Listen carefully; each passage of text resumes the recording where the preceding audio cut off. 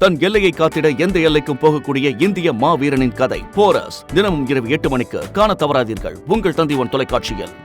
ஆந்திர மாநிலம் விஜயவாடாவில் வெள்ளத்தால் பாதிக்கப்பட்ட இடங்களை முதலமைச்சர் சந்திரபாபு நாயுடு நேரில் சென்று பார்வையிட்டார்.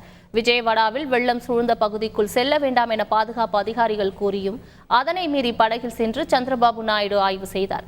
வெள்ளத்தால் பாதிக்கப்பட்டவர்களுக்கு உடனடியாக குடிநீர், உணவு வழங்கி பாதுகாப்பான இடங்களுக்கு அனுப்பி வைக்க அதிகாரிகளுக்கு உத்தரவிட்டார். மீட்பு பணிகள் முடிவடையும் வரை அங்கேயே முகாமிட்டு செயல்பட போவதாகவும் சந்திரபாபு நாயுடு தெரிவித்தார்.